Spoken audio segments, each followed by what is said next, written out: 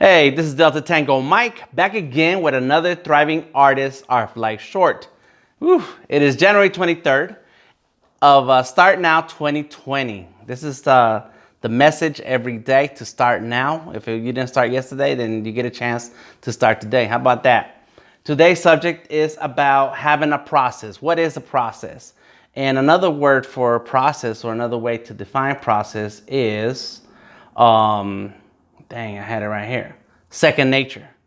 And so in my experience, my process has done for me is that I've practiced something so many times.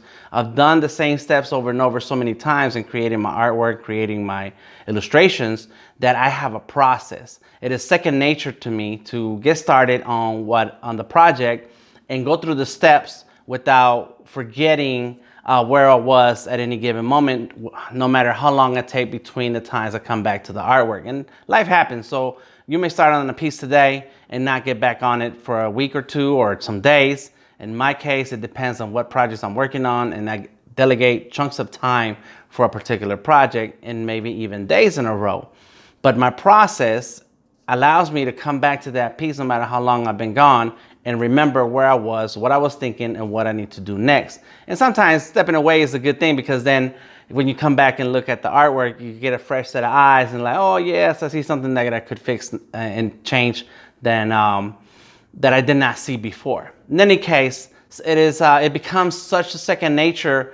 Your process becomes second nature, so that the point that you don't forget what you need to do to make this piece right or make the artwork correct.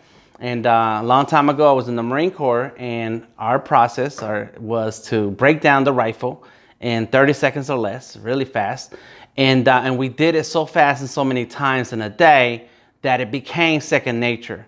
And that's because you have to have this process that's really part of your DNA now, so that anytime your rifle gets stuck, it jams up, you want to hurry up and break it down, clean it, whatever, fix it, whatever, troubleshoot it, put it back together and get back to what you were doing. Because nobody's going to say, hey, hold up, stop the war for a second, stop the battle, because my gun jammed up.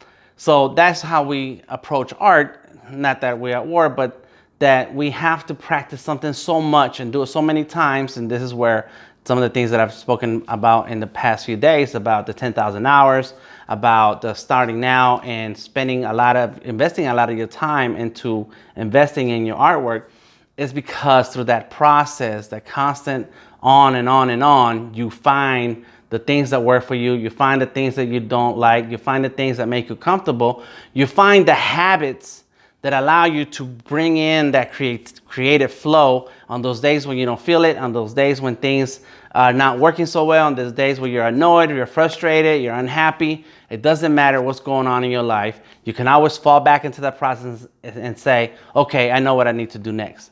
All right, this is Delta Tango Mike. I hope these things that I'm saying to you are helpful and you can apply them in your art career, in your art business, and your art life, and help make you a thriving artist.